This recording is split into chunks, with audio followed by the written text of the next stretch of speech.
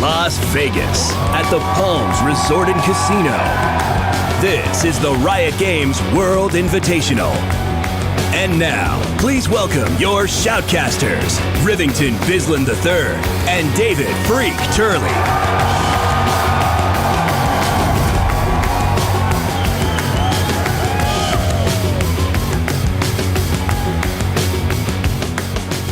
Hi everyone, and welcome to the first ever Riot Games Invitational. I'm Rivington Bislin III, and with me as always is David Freak Turley. Thanks, Riv. We've taken over the beautiful Rain nightclub inside the Palms Resort in Las Vegas, Nevada, and we are here to bring you an event that is extremely awesome. That's right. Today a team of elite rioters will be taking on a hand-selected team of some of the world's very best League of Legends players to see who comes out on top. Tonight's friendly matchup will consist of 2 rounds of 5-on-5 gameplay, with the winners claiming bragging rights as the champions of our first ever World Invitational. And not to mention an all expenses paid weekend getaway in Las Vegas. Now what is that like, guys? All right, without further delay, it's time to meet our pro players. Tonight, for the first time ever, 5 world champions from the 4 corners of the globe have come to Las Vegas to challenge the top 5 players from the company that created the League of Legends universe, Riot Games. Leading off, he's a former member of CLG and currently playing support for Curse Gaming. It's Elements.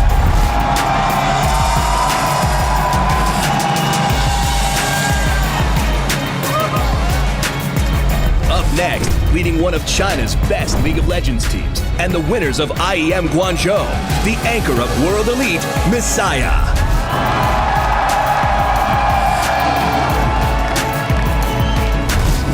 Traveling halfway across the globe to smash Riot's best from the newly formed League of Legends team Taipei Assassins, this is Mistake.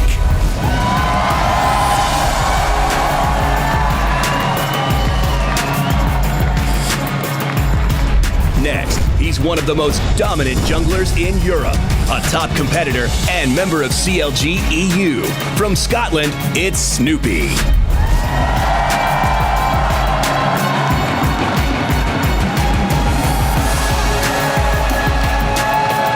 And finally, from Korea, one of the founding members of the legendary team known as EDG, now called Najin Empire, it's Maknoon.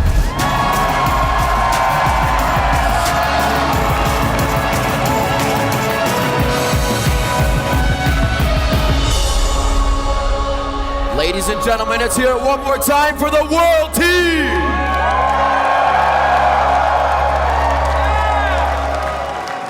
Challenging the World Team tonight, let's meet the team from Riot Games. And first up, playing AD Carry, a former pro gamer and tournament winner who now brings his talents to the Riot Games live design team. Give it up for Classic!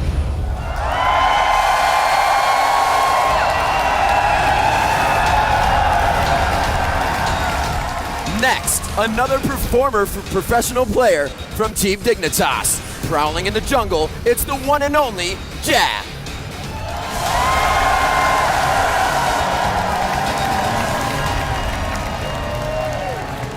Bringing up the middle, the founder of popular fan site Runeterra, now a QA analyst and the reigning top ELO player at Riot Games, it's Roku.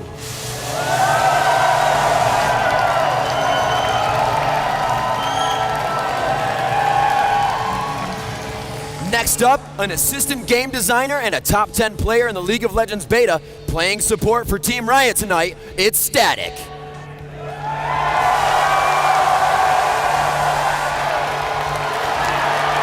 And finally, with more champions played in ranked Season 2 competition than anyone else on the roster, probably the most versatile member of the 5, give it up for Riot's top lane, Milk Cow!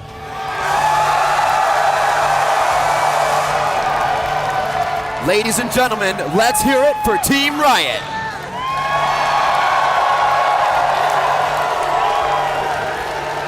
Gentlemen, please take your seats. Freak, we are going to have an amazing matchup tonight. top players from all around the globe here pitted against Riot's best in a friendly exhibition. Now into Champion Select. Let's see what these players know about each other. All right, so first things first, blue team, first pick, first ban is going to the world team. They're captained here by Mach Noon. He will be handling the banning phase. For those who don't know, the bans, what happens here is you can basically evict champions from the roster. You can make sure that neither team can play certain champions here. You can see what Mach Noon has done so far. Has banned out Alistair, a popular support or jungle pick that can be picked by either of these teams here. Meanwhile, Twisted Fate has been banned out by Team Riot. And in talking to them behind the stage before this game, I was saying, do you have any bans you're sort of looking for in this game? All I said was, it's just Twisted Fate. It's just that TF, that's all we want to get rid of. Everything else we're okay with. Yeah, they don't want to see that half global ultimate. TF, very versatile around the map, can really stop a lot of kills that are going to get away. He's the one that picks that up, and it's a very advantageous thing on your team, have on your team. That passive extra gold helping everybody on the team. They want none of that in the game. We have Udyr as well being banned out. That innovative Udyr brought out by Jat on the Team Riot is not going to be playable in this first game, possibly the second, but right now we're also seeing Trundle being banned out as well, a favorite of Jat also. Yes, they've actually target banned Jat with all three of their bans so far. Yes, you can play support Alistair as well, but typically a great jungler. Olaf and Dr. Mundo, the final two bans here from Team Riot, and the insta-lock rise coming in from Mach Noon. Now the solo mid player is going to be Messiah here for the world team, and he's going to be bringing up that rise. A mage deals a whole heck of a lot of damage and is quite durable to boot with that. We're now seeing Team Riot pick their own champions. Right now, it looks like they might be looking at Nocturne, another great jungler. So even with 3 target bans aimed at Jat, he's still going to pick something he's comfortable with. Yeah, they're definitely going to look at Jat on Nocturne because of that Twisted Fate being banned. They still give themselves that distance on the map to initiate fights, which is very awesome for them. We do see Janna being picked up, a very safe support pick. Jat is going to be able to trade that off and on to somebody else that wants to use Janna, and that's a very versatile thing to have on your team, is being able to pick and choose accordingly to make the other team have to pick and choose maybe something they don't want. And it's actually very interesting. This is the first time I've seen Team Riot not ban out Janna and actually pick it themselves. In talking to Classic, he was saying that Janna's kind of a ticking time bomb. She's the best late game support. And if you pick an aggressive lane, someone like maybe Leona, he's saying it's just a matter of time until you lose, because you get to the late stage of the game and Janna's going to cause you to win some stuff. They've grabbed that Janna Graves bottom lane. It's very, very aggressive, has a lot of damage, and it scales excellently throughout the game. So it's like Rise, where you pick it up, it's a strong choice, and it functions very well throughout the game. They've picked that for their own bottom lane. And no, this is a really awesome team for the world team right now. They have so much defensive build. Maokai in the jungle, very tanky early game as well, but easily countered, so we may see that from Team Riot. Rise building that synergy of mana as well, and the Frozen Heart item in his regular build makes him tanky as well. So they have that front line for Vayne to sit behind already, and there's still a lot of damage within those 3 picks. Yeah, they've absolutely got some great choices so far. You're seeing Nocturne once again under consideration for Team Riot. I still would not be surprised to see that one be the pick here. But I do really like the team fight ability here from the world team. Rise is going to get tanky over time. You've got that Maokai ultimate making his entire team very durable. And you've got this Vayne here who's going to scale so well throughout the game and is very, very slippery. And there we do have these final 2 picks coming in from Team Riot. They have grabbed that Nocturne jungle. They've grabbed Ahri for the mid lane. And we're back over to the world team's picks. Yeah, and we do see that Jat picked up that Janna, as we said before, scaling very well into late game. A really safe pick to have, and that's going to be static taking Nocturne for Jat. So we are going to see Nocturne in the jungle unless another pick comes out here. That's usually where we will see that champion. We do see a Nasus not locked in on the world team, and we're going to have to see what they decide to do with that. Now, with the bans out, we have seen that a few are focused, that Alistar going out. We saw Jat taking that earlier in some games that they were playing. Olaf has been newly used by Snoopy, so they want that out of the jungle as well. Oh, and some excellent 2 picks coming out here. They've got Nasus coming up for the top lane, and that is one of those ticking time bombs. Every time he last hits a minion with his siphoning strike ability, it grows stronger for the next time. And you can see this spell dealing 1,000 damage in very, very late stages, and that is a very ludicrously high number. It's a lot of damage. Meanwhile, we've seen Elements now pick up Blitzcrank as his probably support choice, and that is another exceptionally strong champion and a great initiator and can make some great things happen. finally, the top laner choice that we might see here from Milk Cow, that top laner from Team Riot, it might be Lee Sin, and that is going to be a very aggressive laner. Should have a pretty good time against this Nasus choice, and I can see that working very well for him. Yeah, Lee Sin has enough fast attacks that he can pretty much get in on Nasus and do a bit of damage before Withered, get out with Safeguard, and win that trade and damage. And he also had Kennen, but he's going to keep that lane to an energy-based lane so he can always stay aggressive. Yeah, it's actually something that's really good here for Team Riot, is their top laner does not need any kind of mana. His regeneration is great. Their mid laner Ahri does function great off the Golem buff, and they've picked a jungler on Nocturne who doesn't need Golem buff, so they can constantly donate that over and over and over again and give that buff to their Ahri, to their mid lane mage. However, from the World team, Maokai can handle it without the Golem buff, but he does really want some mana regeneration. So you can see that be a bit of a decision point. You know, again, he could do okay without it, but he's actually going to hurt for losing that buff and giving it away to Ryze in the mid lane. So you might see that being a bit of an advantage here for Jat, and that he's going to be able to have a better late game jungle. Now, as we look at these team compositions overall, you see Team Lockdown from the World team, a Blitzcrank, a Ryze, a Maokai, and Nasus to wither you down and start that initiation. From Twisted Advance from Maokai into the Rune Prison, Vayne can knock you around as well as Blitzcrank silences your whole team. You do not want to get caught up in that combination. No, you really, really don't. But the good thing here for Team Riot is they have great counter initiation. They can toss out the smoke bomb from Graves. They can use Charm or the ultimate escapes from Ahri. They also have Janna and Lee Sin, two champions whose ultimates knock back enemy champions. If either one of them gets caught, they can blow back the roster, or if a teammate gets caught, they can still walk up into range and then again knock away these enemy champions and kind of reset the fight. And when you look at the lineup from the World team, they don't have great initiation that doesn't require kind of sticking their neck out. So, you know, Blitzcrank, of course, he has the pulls from out of range, and that's fine. But Maokai has to get into melee range in order to enable that fight. And if Lee Sin can kick away, they're next in and leave Maokai stuck in the front. That's a really good start for them. Yeah, that would be a very good one. And here we are into the game, ladies and gentlemen. In our first match, if you would like to see the World team take this one home and bring it into a nail-biting second match, let's hear it for World team. But if you're like me and you like purple, if you want to see Team Riot come through and take over game one, let me hear you guys in the audience.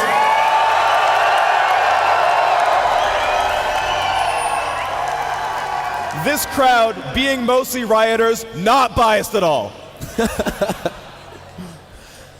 All right, so a little bit of movement here coming out of Team Riot. They've done things similar in their practice matches, power in numbers early in the game, but as we said, look at this team of World team. So many early level 1 stuns, all that crowd control wrapped up into so many level 1 abilities with the power of some good champions. You have Vayne and Ryze, and it looks like they may get close on this one.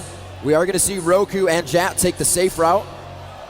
Oh, that's good. They know they could have been invaded, and they went all the way around to make sure they did not get caught. You're now seeing retreat pings come out, and oh, interesting.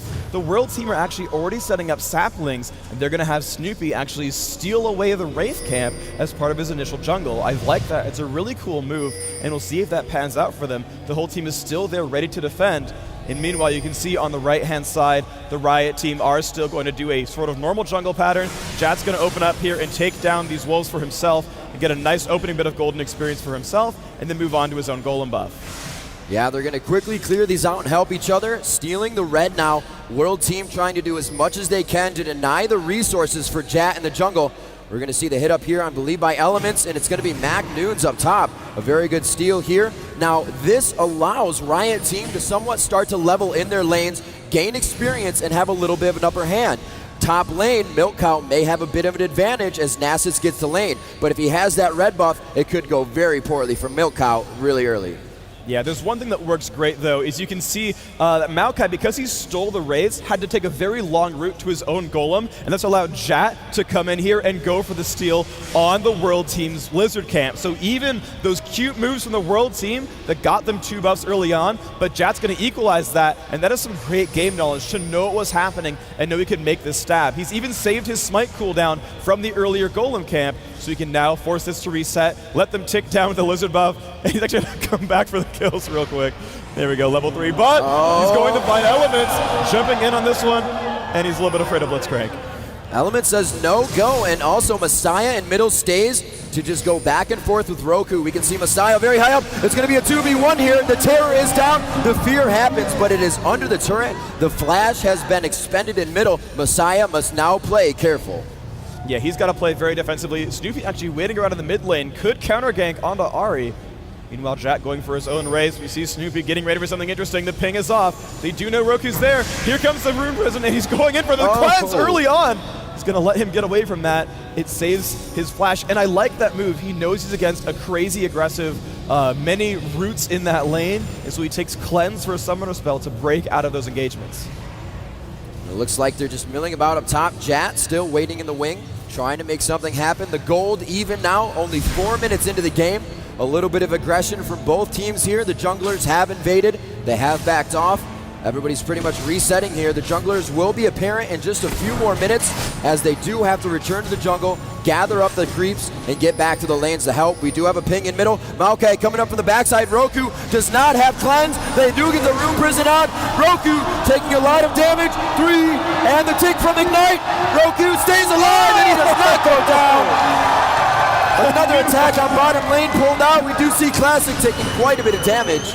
And it looks like they are both going to back out of this one safely. The first kill almost coming up there 4 minutes into the game. That was ludicrously close. Yeah, the early game came in from Jat, but the counter ganks 2 in a row from Snoopy on that Maokai managed to make that quite the excellent lane there.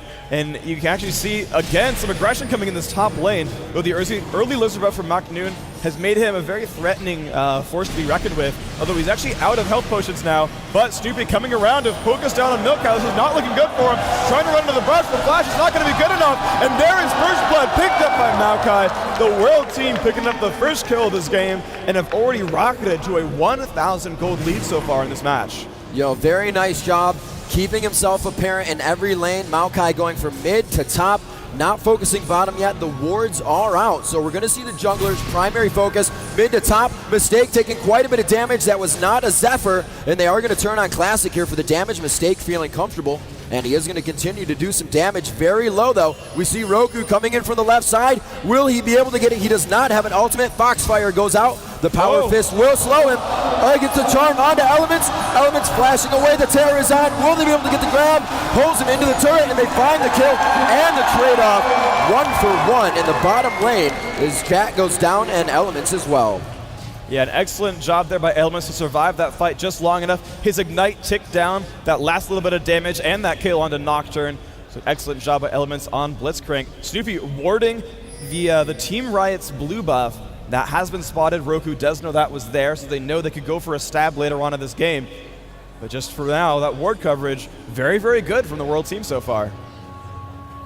Looks like Macnoon returning to lane. Quite happy with that last kill. Got himself some armor and some more health potions as well. He's going to be able to fend off against Milka now with those withers.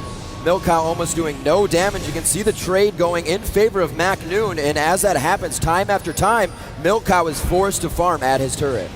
And he's going to do the best he can to last hit these minions down. You can see the bottom lane coming back, his Elements. He's got a nice number of items here, some more wards.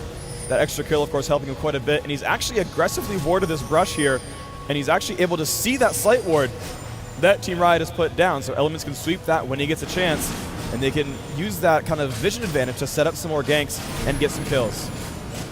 We do see Snoopy milling around the dragon area. Jat coming down towards mid as he cycles from top to bottom jungle. And we do have Macnoon coming down. He did use teleport, and they're going to go for a very fast dragon here. 7 minutes into the game, Jat, Spidey Sense is going off, and he's going to try to get in on this one. Could he get the steal down? Both do have Smite up. He pulls them away. 3v1 situation as we do find Roku coming in to help him out a little bit. 3v2 now, Roku ticking away.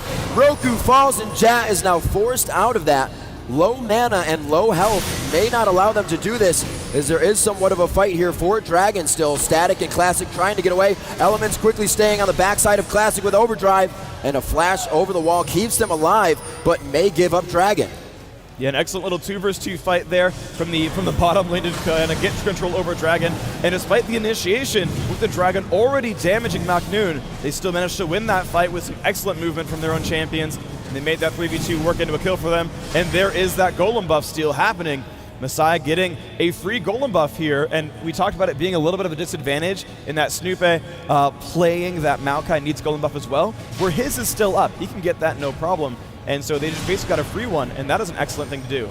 Yeah, it's a very great job being able to deny the enemy team their resources, especially those buffs as well as objectives. They weren't able to fully go for Dragon, but they were able to get a few kills, or 1 kill, and come up with the blue buff, which is perfectly fine and totally worth it. Yeah, absolutely some good openings here. You can see a 1,600 gold lead, so they've stretched that advantage a little bit as this game is going on. World team showing why they're such world-class competitors. Right now, Roku shoving this mid lane. He's kind of forcing Messiah to last hit against the turret, almost getting a hook there onto Static, but he knew that was coming. He baited back and forth, and here comes some aggression up in this mid lane. Messiah taking a bit of damage there by Roku, but he took a tower shot for his trouble, so he's not completely dominating this matchup just yet.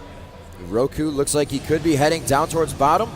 Nass is coming down, I believe, to grab blue for himself, sustaining with that blue buff up top against Lee Sin with a little bit of spell vamp from his passive will help him to stay in lane as well. It looks like bottom lane going on hard. Mistake is forced to flash out. Ultimates have been used, and it is going to be a clean escape here. Mistake dodging that, and it will be Classic still forced to just farm up his lane. Now mid to Roku. Snoopy trying to shut him down. Can Messiah get in range for the Rune Prison?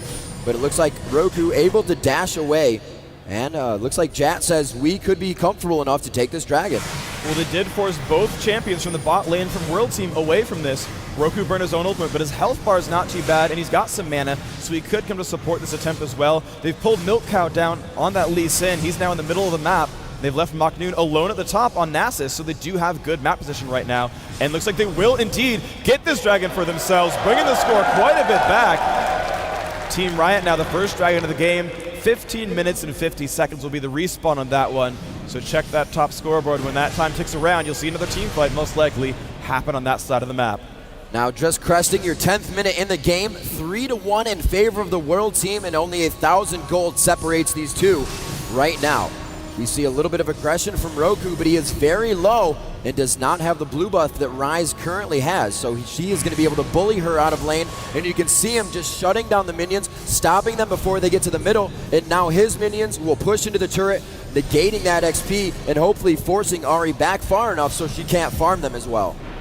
Yep, we see Roku just being forced to stay at his turret. He wanted to go back, but the early pressure just kind of forces him to stay here or give up a couple hundred gold. So you see him waiting around and doing that. And Messiah says, well, you're shoved to your turret. I'm going to take a Wraith Camp. That's fine with me. I'll get some free gold out of this one. And he's really just commanding that mid lane. He's doing an excellent job there on Ryze. And if you look at the bottom, there are 81 minions on that Ryze versus only 51 onto Ahri. So the World team, Messiah on Ryze, he's winning that lane. Yeah, that really helps, especially with champions like Mordekaiser that can easily push the lane, head back, and just simply grab those Wraiths up. The jungler doesn't need it. They're getting a lot of assists from lane kills and doing their job well. So if you can feed that to the mid lane, it's a very powerful lane to have. And AP, those mages scale more off leveling than they do with the items. And that's why you give them that solo lane in the AD bottom to scale with money. Yeah, absolutely right. And speaking of that AD lane, some more aggression coming in here. But wow, how safe. Vayne and Blitzcrank just not taking damage from these pushes at all. You see almost a little bit of a face-off there at the top lane. Lee Sin being forced away, knows he can be dived on this turret. Has a ward that sees Snoopy waiting in the wings, and Roku waiting around as well to counter-gank this. This could be quite the interesting fight. And there's the Nocturne ultimate. He's going to go for the bottom lane, and they're going into Mistake again. And that is a huge amount of damage. The kill goes up there at the bottom lane. They pick up that kill on the Vayne, and that is what they needed. They do need to shut that champion down. She's at 79 minion kills right now to the only 65 of Graves, but Graves having that champion kill there, Classic having that gold is a very big deal. Yeah, they're going to be able to punish this turret a little bit. Whether they want to take it down is their choice. Classic is having a bit of hard time in lane, so do they want to end that laning phase early and head up? no, they're going to keep it, and they're going to allow him to farm minions for the next few minutes. We do see Milk Count being pushed back a little bit. Snoopy says, yeah, there's a turret, but I'm going in anyways. Twisted Advance goes down. The safeguard is on from Lee Sin. That damage mitigation is there, and he's doing a very good job. Actually, 2v1, turning the gank around. It is now Milk Count in a 2v1 situation, coming up with not one, but possibly 2 kills. Maokai healing. Can Milk Count turn this around? Safeguard to save himself. Flashing away. Snoopy pursues, but stops just short of the turret. That is an excellent kill there by Milk Cow, playing that Lee Sin. Got almost a little bit too greedy there trying to dive Snoopy. Didn't realize an entire minion wave was there beating down on him, so he had to back up a little bit, but he still came up with a kill in a 1 versus 2. Absolutely great play. Looks like farming bottom still, just milling about back and forth on the minions. Classic knows this is a dirty engagement. He is going to take a lot of damage if he tries to get in there. The blue buff just taken by Ahri. Roku is going to use that in middle to help himself get that regeneration, a little bit of cooldown, and really get in the face of Messiah. Messiah has been beating down on the front door of Roku, and he's going to try to return that favor now. All right, you can see Ahri with that golem buff has a lot of mana to spare and can start spamming that Q ability. Oh, the pulse, sorry, going up onto Classic's Graves. A little bit of damage being dealt there, but they're going to counterattack back onto Vayne, down to half health right now, and they're still chasing down a little bit. They could go for some even more pressure, but that's going to settle out for a little bit right now, so it looks like they're going to be okay. But in that mid lane, it's actually a very good thing for Roku on that Ahri. Can start spamming that Orb of Deception and getting those minion kills back in her favor. Now has to be afraid. Snoopy's coming around from the back. There's going to be a root right there. Cleanses it immediately. Still being slowed down. Goes in for the pressure. Can he pick up the kill on Messiah? Tries to escape. No. Will not quite get that one. Jack coming in from the side, but can't quite do enough damage to make that one happen. And now Maknoon is coming by as well. This could be bad for Jack. Can he spell shield it in time? A whole lot of pain happening now on a Jack's face, and that will be a second kill coming in from the world team, bringing us 5-3. But now at the bottom lane, even more pressure. Elements taking a whole lot of damage. That will be 1 kill. Static being forced away now by Mistake. Can Static stay alive here? Trying to get away from this one. No. Mistake will pick up 1. Now Classic, can he return the favor? Uh-oh, Maknoon teleporting in from the back. The Wither is on, and he will keep pressing. Classic's going to try to quick draw away, still trying to escape, and he might make it out. Still very, very low. The tumble happens, and Maknoon picks up the kill underneath that turret. A great Spirit Fire, and Messiah and Snoopy were both coming down. Absolutely relentless. These guys are doing everything they can to stop map control right now of Team Riot, quickly pulling themselves up by 3 kills. We will see Dragon coming up in about 40 seconds, and we'll definitely see movement for that map objective. It's going to be a very big objective here. They could have actually gone for a turret kill with all of them down at the bottom of the map. They could have said, yeah, screw it, let's push, let's get a turret, let's reset. But right now, it looks like they've sent some champions to heal. They've actually sent Mistake to grab the Lizard buff here. That's going to be a very big deal. When you hold that buff, your basic attacks, they will slow and apply bonus damage over time to the targets that you've hit, which means that if you're a champion who relies on basic attacks, like Vayne does, it's really, really good for you because you'll keep empowering yourself and withering down your opponents. Messiah knowing completely when that blue buff comes up, but they're going to use that to their advantage and quickly take another free Dragon for themselves. In another 6 minutes at 22:03, we'll see Dragon come back up. 7-4 right now at your 16th minute in the game. A bit of a 3,000 gold or 2,000 gold lead right now by World Team. Riot is still completely in this game. Yeah, Riot, I mean, it's so good of them that they actually grabbed those Dragon kills. That is keeping them right now in this game where they've just been out-killed so far. And those, of course, are very, very important. It gives you control over the lane and a whole lot of, just gold and experience from getting this. So they've actually forced Mistake to hide away from his turret. That early aggression from Jack coming around, saying, if you come in and try to fight at this turret, we can dive you, and they could get a free kill out of that.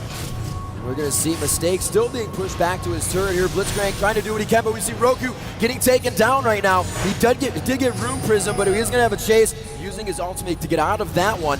So he's going to have to play a little bit safer in the mid lane now. Oh, a nice spell shield from Jack. Blocks the Rune Prism, jumps in onto Messiah, but Messiah's got a whole lot of damage there on Rise. This could be dangerous. Oh my gosh, his health pool is melting! And Messiah on Rise picks up that kill, and this is looking bad for Roku. Flashes away. Can he escape Maknoon? Snoopy's coming around as well. No, that will be 1 kill. However, they did take some damage, and they're on a very scary side of the map. A very dominant job there. 4,000 gold, at least 2,000 gold pickup to make that lead a little bit bigger. The deficit for Riot is growing, and here we do see the bottom lane just being tanked on right now by all the members of World Team Classic, left alone, and they are going to be forced out of this fight. We do see Mistake trying to come in, could not condemn anybody against the wall, and Static and Milk Cow are forced to kind of push back to the turret, hold there. No objectives to be had yet, but they may be able to take this bottom turret. Wow, that was just some great moves there by the World Team. And uh-oh, they've caught up to Static again. He's not in good shape. That will be a kill picked up onto that Janna. And now 11-4, the World Team has started to grow an advantage at a pretty rapid pace.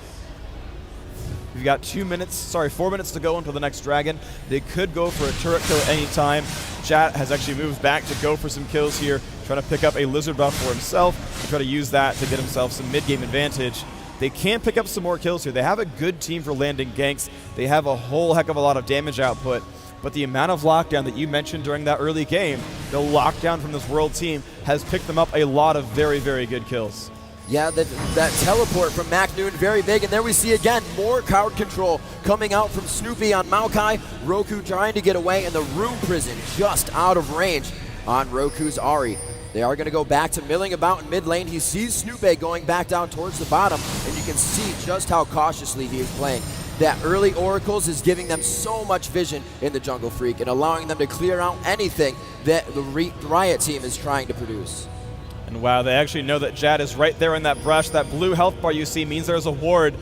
And that's Snoopy's ward. They see Jad is there. He's now moving over towards the Golem buff that, again, they know has spawned here. That ward as well is, again, that's a World Team ward. They know where they are. This is the World Team's vision right now. They see everyone on this team. They see them waiting around.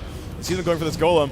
But they found Snoopy. They could jump in. He flashes over the wall. They're going to chase this one down and to see if they can do enough damage as here comes Vayne and Blitzcrank. Fights on both sides here. They're jumping in onto Rise. Rise now pummeling down onto Jat right now, doing some damage to this Nocturne. And that is going to be the kill on Ahri picked up so far. And Vayne chasing Graves down, though they will answer back onto Rise 1-1. There's Milk Cow and Lee Sin stuck 1v3, flashes over the wall, trying to escape and actually seems to have made his way out of this combat. So 1-1 so far. Now can he dodge everyone else? He needs to get away from this one. Elements chasing him down. Overdrive and still, there's the hook, he lands it.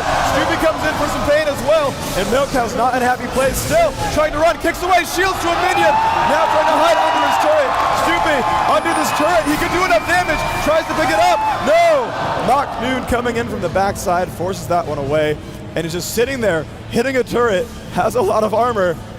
He's just hitting the turret, man. He just doesn't even care. He's just going for it. MacNoon just too good. Gonna cycle this one out, and they're actually gonna micro it. Quickly, ulti, stops it, but no! Classic coming out of nowhere, finding himself a kill there. Very nice. And they are gonna put pressure on this. Elements with just enough mana to lock this down. A good exhaust, but a flash cleanse is probably gonna be a kill onto Classic. Graves goes down, and Ahri here to help. Elements is gonna find himself in a tight spot, but flashes over the wall to save himself by the skin of his teeth. And we do see Ahri coming up with a double kill. Or Vayne, rather, on Mistake. Wow, and Mistake is playing so very well. By trade, he's a support player. He and Elements played rock, paper, scissors. Actually, no, they benched Elements and put him back on support. And Mistake took over his AD carry, and he is doing so very well in this game. Messiah now on this Rise. Again, just taking control. Another Golem buff has been stolen. And, I mean, I think Ahri's only seen one Golem buff the entire game. Yeah, that's going to be really tough, especially when you are dependent on that blue buff, especially like Ahri. We did say before, you know, Rise needs it as well, and that's what Snoopy has been doing. They've been denying that resource in the purple jungle and completely messing up that timer, so Jat doesn't even know when to go back and when to give that to Roku. That's really messing with the minds there and really messing with the aggression that they can put into this laning phase, which is actually being held still by the World Team as they're breaking it and then returning to laning phase and forcing Riot to do the same. Oh, this is not looking good for Janna. Has been caught in the jungle, taking a nice couple. Oh my gosh, that pull! That was phenomenal by Elements. Just from downtown, picks that kill up. And here's Snoopy and MacNoon going for a two-man Baron right here. And for those who don't know, Baron is hard to kill. That thing is pretty tanky. Deals a whole lot of damage, but they've now grabbed in Vayne here, and that's going to be just enough damage. And Milk Cow walks right by, and he seems to not even know about it. They're going to get this one for free with no knowledge at all that Baron buff going to the world team, and that's quite the big buff there. 29 and 12 is going to be the respawn. Yep, Milkow is going to see that. So a 22-minute Baron, 16-6 right now. The world team just absolutely dissecting and finding out how Riot played right off the bat, and they said, I think we can counter this. Riot now trying to regroup, figuring out what the world team is bringing to the table. With this second game in hand, they're definitely putting up a better one, but this is not over yet. And the world team is still trying to beat down on the front door of the Riot team. Now the second middle turret here. Nice minion grab by Elements as he tries to get a little bit of gold under his pocket there. And we are going to see the Riot team now gathering once again. The world team has made them focus on that one turret, pulling them out of laning phase, costing them experience, and making them fight these 5v5s. Yeah, but we can see Team Riot having to sit there and defend at this turret. They do need to stop this sort of bleeding. They've launched 3 turrets so far in this 23-minute game, and more pressure happening from the world team. Maknu's actually sitting there at the top lane farming, and they're pushing Riot back in a 4 versus 5 right now. Another turret has fallen down. That is their 4th of the match, and they may stay around to push some more. If they can land a Blitzcrank grab, that could be all they need to get the inhibitor. It just seems like there's so much CC on the team. We see Jack getting caught out there. The ultimate goes down. Milkow throws himself into the fray. It's going to be Jack falling first. Elements getting a grab onto that one in Classic. May make it out alive. A beautiful Monsoon ultimate from Static's Janna. And it looks like Noon with another teleport in, giving 0 Fs. And he's going to be going for this one all the way to the laser, all the way to the fountain. Can he grab Static? And he cannot. Trying to go to the top, but he actually gets taken out a few feet off of the fountain. Got aggression from Roku. Oh, stun into the turret.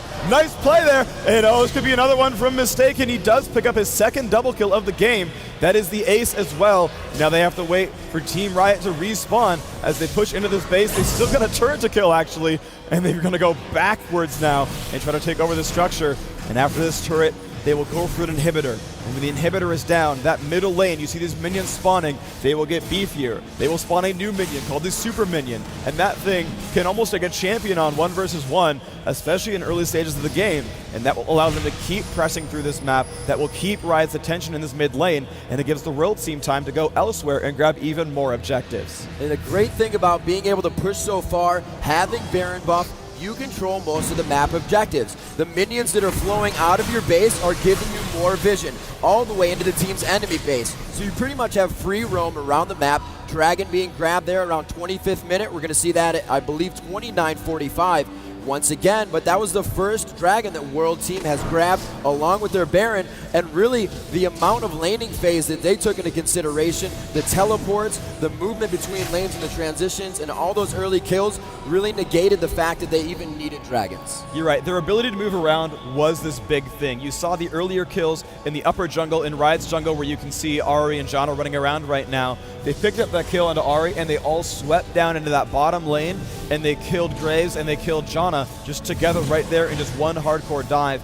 And that's what they've been doing. They've been collapsing on very good kills and making some great things happen for them. They've just done a phenomenal job of picking up the advantages where they could find them. Before, it was Ryze shoving that mid lane with Golem buff and then going back for raids, keeping Roku's Ahri at his turret. And there's a Nocturne ultimate. They're going to go in for another push. They try to pick up Mistake. He's going to jump in for a whole lot of damage on a Jat. Milka coming by as well, but he's going to stealth out of the way. And here comes Elements with the knockup. Jat will fall down very fast. Mistake now legendary on Janna, pushing in now for that Lee Sin. Can maybe pick up one more kill there. And here comes everyone else. Ryze landing that Rune Prison. That is another kill being picked up there. And now they can keep running by. Classic on Graves trying to escape this one. Can he jump over the wall? He will flash, and that will be an escape for him. Blitzcrank almost lands that rocket grab. And now Roku on Ahri being forced to run from Noon. It looks like he will make his way out of this one. Again, dashing with his ultimate to make a whole lot of movement happen. It looks like he's going to be safe right now. Well, we see the world team go straight across and put the most distance he can between him and the opponents. Overdrive, sending Elements all the way towards Charm. Is going to slow him down a bit, but I believe he may have, like an IndyCar. Roku pulling the dodge there, and we're going to see if Roku can get out of this one. Ahri trying to do what she can. The ultimate is down. He cannot dash away. Still using the Charm to slow, but that, the no-look Ahri throw. Wow, Roku coming out with the no-look. Very nice job there. McNoon does finish up the kill as the base is being beaten on here. Super Minions attacking those inner Nexus turrets, and Jat is now trying to hightail it out of there as McNoon is slowly on his tail, giving him a laugh emote. It looks like McNoon is going to be in the fray on this one, looking for Rise, but will he be able to get there fast enough? He baits into the fight. McNoon still rolling, misses the concussion, does not slow him down. Jat is in a 3v1 now. Rise finally gets the Rune Prison. Jat's still going. McNoon, could he go down? No. And McNoon started dancing, by the way. He stopped for the /D emote, walked like an Egyptian dance. That was hilarious. He stopped there and said, come fight me, come fight me. Rise is behind you, and Maokai's where I'm going. Leads him into Maokai. Maokai roots him up, Rise roots him up. That was hilarious. And now Mistake coming in for a push to this bottom lane. The rest of Team Riot trying to hold the mid lane still. And you can see Vayne just getting free damage on this turret, picks that one down, and here comes the reinforcements. This inhibitor going to fall very, very quickly. And looks like they are going to go for this second inhibitor. Inhibitor is down that lane, also spawning super minions. It's just going to be such a formidable force they're able to bring to the table here. Minions and champions alike coming from the world team, just battering on the front door here. Jack gets stuck in a Rune Prism. Some abilities are down, and they're looking for these cooldowns to go. For the fight initiation, you see a little bit of an attack there, a little bit of an aggression. Janet does fall. That's going to be the support for the fight. We see Static down. Milk Cow also falling as Rise. Messiah coming up very big in the fight with his Mistake on his backside. And Roku getting taken down on the fountain as the Nexus turrets are being opened up for the Nexus in these next few seconds. And McNoon making his way, going for the destruction of the base. And this looks to be the fall of the Nexus. The first game definitely going to the hands of the world team as they sit there and start dying to the Nexus laser. Finally going for these last few hits. McNoon just waiting around and steals that last hit. Congratulations to game one taken by the world team. And an amazing game it was. We saw the world team actually taking a few hits in the beginning. They did find that first blood on Milk Cow, so that was a big help up top. A little bit of their practice matches showed the world team doing some crazy things. Hopefully we'll be able to see that in this next match. Yeah, we've seen them play extremely close games and scrimmages earlier today, as well as some very interesting things happening. Of course, right here you saw the first 10 to 12 minutes, exceptionally close, equal kills, equal gold. Team Riot picking up those early dragons, but it looks like in the end, it did come out in the favor of the world team.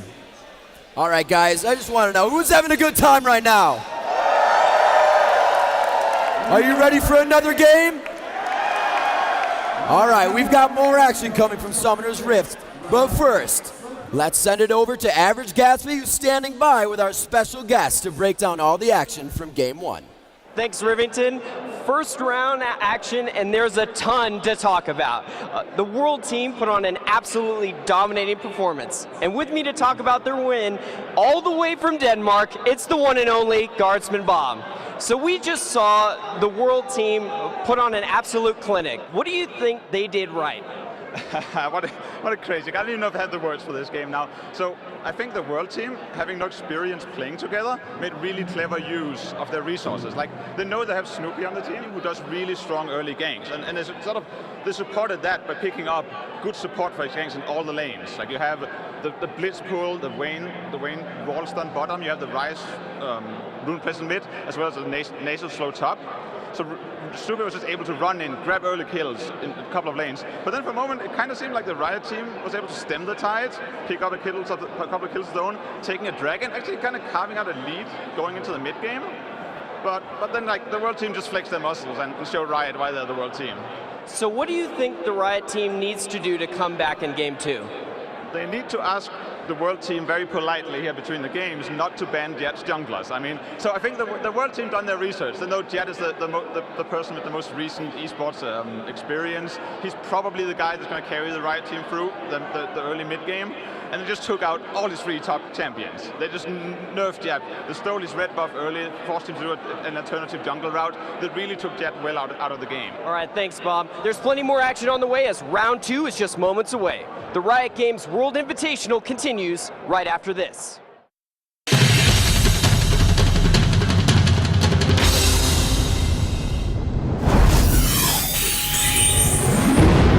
from Las Vegas at the Palms Resort and Casino. This is the Riot Games World Invitational. And now, Rivington Bislin III and David Freak Turley. Hi everyone, and welcome back to the Riot Games World Invitational. Rivington Bislin III, along with David Freak Turley, bringing you right into the second round of action as Team Riot and the World Team are already in Champ Select. Yeah, indeed, and this is going to be a phenomenal match. These teams are holding the same sides as before. The World Team, again, Blue Team, their first pick in band powers, this time going over to Elements. And then on the Purple Team, once again, is going to be Team Riot. And they've got to come back with a vengeance and make this game convincing. They do not want to go 2-0. They do not want to lose this one out. And you're seeing already some similar things and some lessons learned. Alistair, the first ban once again from the World Team. But Team Riot saying, whoa, whoa, whoa, whoa, whoa. Ban out that Rise. That was crazy. Yeah, definitely Messiah's Rise was a huge factor in that last game. A lot of early damage output from Rise as well as movement. As we stated in that last game, World Team was all over the map. Noon teleporting everywhere. Rise contributing to every lane on Messiah, or every lane rather. So we're going to see those bans being chosen by Team Riot. They don't want to see that again, Freak.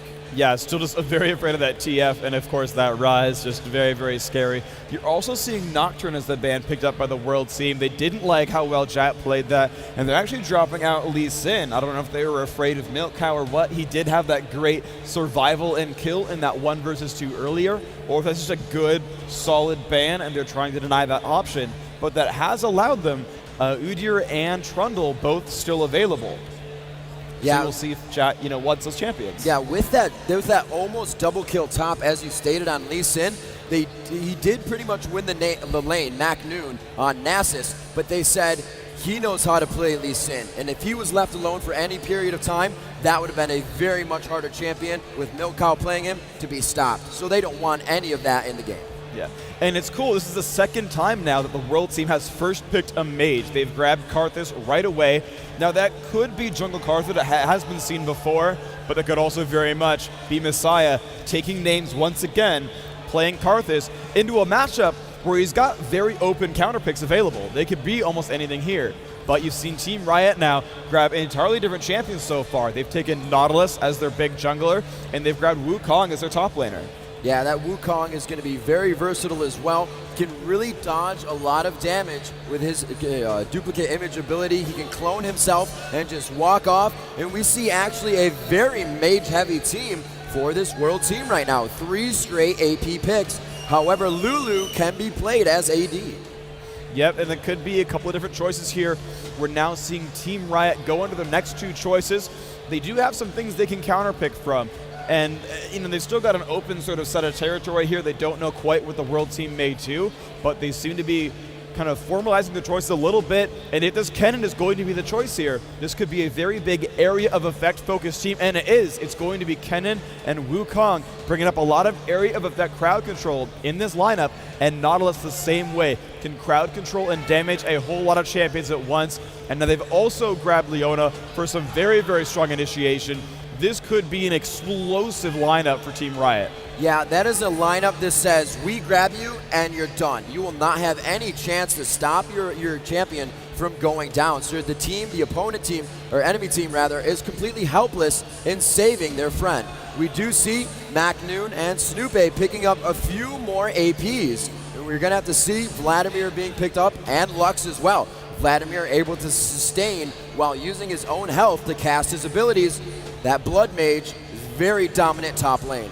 Yeah, you've got a lot of interesting abilities here because at this point, you've almost got too many cooks in the kitchen. Now, I have seen Jungle Karthus be very successful. I've seen maybe Lulu as an attack damage carry, sort of. Oh, it's going to actually be Master Yi grabbed in here. And of course, that could be played by Noon, or that might be a swap somewhere else.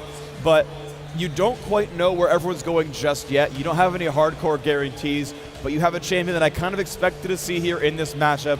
It's the possible quirky pick for the attack damage carry to line up there with Static on Leona. That is a hyper-aggressive, very bursty bottom lane. It's a whole lot of damage all up front. and most champions can't withstand that kind of pressure. So this could be a very, very volatile, very dangerous bottom lane here for Team Riot. And now we do have all 10 champions locked in. We will see where everything goes. Right now it is looking like jungle Karthus from Snoopy, and we'll see what happens here. Wow, you know, that jungle Karthus, very scary. The wall of pain being leveled very fast, coming out of the jungle to just shred magic resistance and slow you down immensely. And coming out of the jungle, you do not want to see Karthus as well, because he can just lay waste on you as you walk away. That is going to be pretty scary for them. But Jat on Nautilus, one of his most powerful jungles. Jat is very tanky as Nautilus, and that is just an innate ability that Nautilus has himself. Jat usually clearing the jungle very fast, but if Nautilus is countered, he can fall behind quite easily.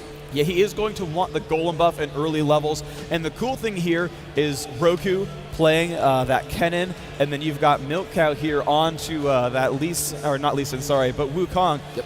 You've got, again, non-blue reliant laners here. They do not need that golem buff to succeed in their lanes, and so Jack can constantly grab that golem buff to give him that mana regeneration, to give him that cooldown reduction, and you will have a good time in the jungle that way.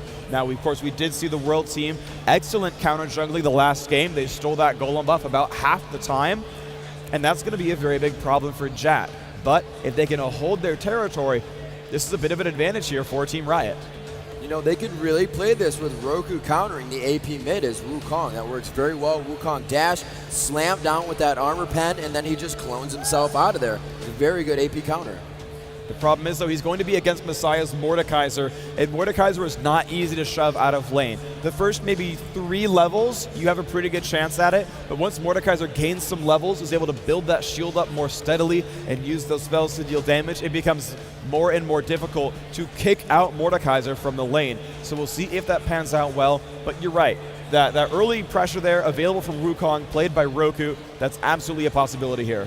And a few members, not so many shields, but a few members are going to be able to help themselves against that Karthus ultimate, that Requiem that attacks every member on the map.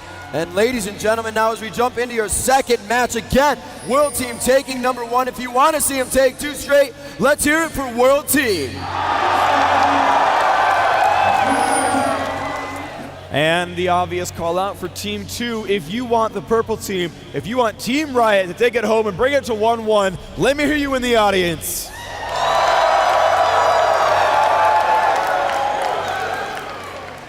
And with a crowd like that backing you, let's see if they can bring that one back to 1-1. But we are here, and we see the world team actually a bit pensive early on. They're on their side of the jungle. They're kind of chilling out, and we'll see. And I think it's because they really want to protect Snoopy's golem buff here. They want him to be in good shape, and I mean, Karthus really, really needs mana to jungle well here, and so they want to just protect him and make sure that early game goes well. Yeah, and again, they're doing somewhat the same strategy here. They're going to put a few defensive champs up top, just make sure there's no movement, give themselves vision, and you can see as well, World Elite playing a little bit safer this time. They're going to go ahead, guard that blue buff, make sure the game starts off without any hitches, no worries on jungling or counter jungling on this. And Jat putting that early rank in his shield. He's going to start the jungle. Nocturne actually playing a bit aggressively. He spots Static, Static spots him. They do both know what's going on here. And I think Nocturne's trying to bait. He's going in for some early Wraith steals. Oh, and he gets 2 of them. Oh, and he's going to go ahead and just last hit this one more and then leave the final one. Some good counter juggling here by Nocturne, and he's still actually waiting around. He hasn't been stopped yet. He's been spotted, but no one's stopping him. Yeah, he is going to continue through that. Looks like Milk Cow is going to stay top and just try and do what he can to farm up minions as well. Nocturne is going to have 2 camps to himself, and a very nice proc from Alpha Strike there helps him to get another one as he leaves those camps. A little lackluster for Jat to come around. Good attacks by Milk Cow, the minion actually throwing up a shield on that one, and he won't be able to get the shuriken down. Yeah, this should be a very good lane for Milk Cow. He should have a great chance here against Lee Sin. This is going to be a very difficult matchup for Nocturne, but we'll see if he can pull this one out. It's going to be a whole lot of pressure. The basic attack still going to come in here, but this bottom lane is going to be a little bit scary. We do have, looks like, basically attack damage Lulu here. Or actually, it could just be double mage style with Lux Lulu here in this bottom lane, and we'll see who ends up being the big gold earner. They're both kind of going for the last hits here. You can see Messiah actually getting harassed a bit by Roku. Although this Wukong taking a bit of damage as well. Mordekaiser trading blows. We're not quite sure who's going to come out ahead here in this matchup. Yeah, those boots, 3 pots right now. The taster's choice for each lane pretty much. Trying to get that sustain. I believe they're going to have about 350 health off of those potions that they have in their inventory, so they can stay in lane a little bit longer. It's what you want to do. You want to soak up as much experience as you can before going back, grab that gold. Good damage coming out from Roku and getting out, but there it is. Very nice E from Mordekaiser, and that AoE is just able to keep Roku, as you said, at bay. As Mordekaiser levels, he's going to become much, much stronger and be able to keep that shield up for a longer time. Yeah, Mordekaiser is the king of area of effect damage, hitting multiple targets at once. This makes him clear minion waves exceptionally quickly, and it makes him extremely terrifying in larger team fights, as he just basically hits everyone all at once and kind of burns them down. Here we have a possible aggression. Milkow almost in range of Maknoon, dealing some damage with that lightning rush, only getting minions so far though, but he's trying to harass him out there.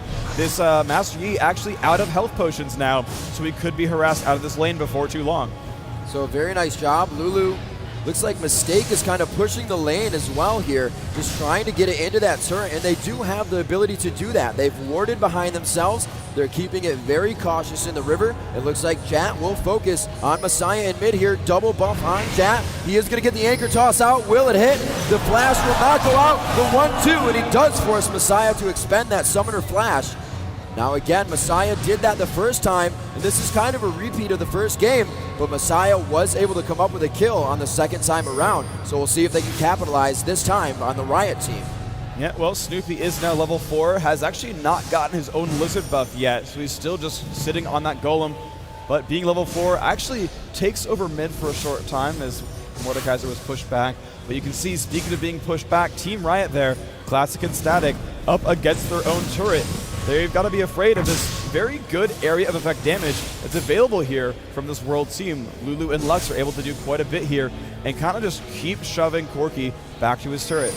You know, Elements is also doing a great job of helping to just farm that lane up by leaving the minions at the last bit of health, which is really helping. Messiah, again, the world team always keeping in mind that anybody can be anywhere, keeping themselves safe with vision around the map. Freak, with so many early wards and not being able to buy in oracles, how do you mitigate a situation like that?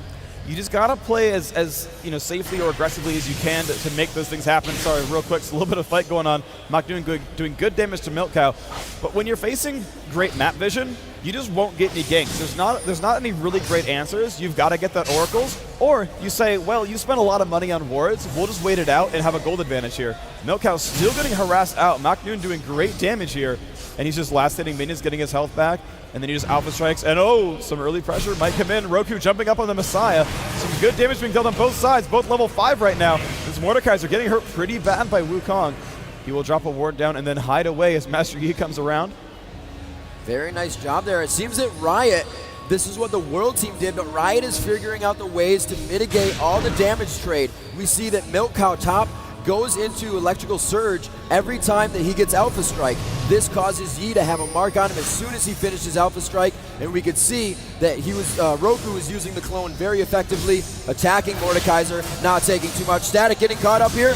No ultimates to be used. No! The Ignite goes off. It will not be enough for the tick to go down, and Static will keep himself alive. Yeah, 35 health remaining. Chugged his last health potion just in time to keep his health total up, and here comes the ward does see him, but he's still going to run away, and there's the ultimate. Highlander being used, almost gets caught there by Nautilus, and he will laugh. But his ultimate will time out, and it will be another scary situation for him. And it looks like Wukong from Roku down bottom. It looks like they are backing off. They are seeing that there are quite a few wards now from Snoopy and the rest of the world team, but they may have seen Snoopy getting a little aggressive here. Roku, no! Walking into the bush, Defile goes on, and it is going to be attacked, but it looks like he finds himself a bit out of position. Snoopy heading into the bush to dodge any vision, and a very nice clone out. Oh, wow, the Mordekaiser ulti going off on the clone, and that is going to be a bait out. Very nice job as the chase goes down. First blood from Roku. And Messiah now tailing it out of here. Can Classic find the kill, the flash, and stop as he went into the wall. Jat with the anchor toss to get some movement down. It's going to be less of a cooldown because he hit terrain, but it is not going to be the fight, and they are going to be able to pick up first blood 7 minutes and 45 seconds into the game. And this is definitely a great opening here for Team Riot. They've built themselves a 300 gold lead as a result. And there is Nautilus, played by Jat, and he's going for the steal on this golem buff. And this looks like the reverse of that previous game. They're now stealing away the buffs. They're getting the early kills, and they've got a bit of a gold lead. Yeah, we saw Milkout doing a great job pushing top lane, and now bottom Mistake continuously pushing that lane vigorously, not giving them any chance to farm. Static trying to just soak up the experience there.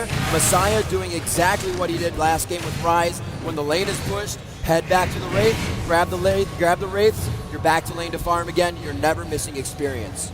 And Roku actually going to freeze this minion wave in the middle of the line and just sit there and last hit sparingly. No, now going for some pressure, realizes that Mordekaiser had actually gone back to his base and is trying to shove this minion wave into the turret as fast as possible. That gets shoved down, and he's now making his way to the bottom of the map, and he could be supporting a very good gank here on behalf of Classic and Static here, this bottom lane for Team Riot. Oh, just kidding, going for golem buff.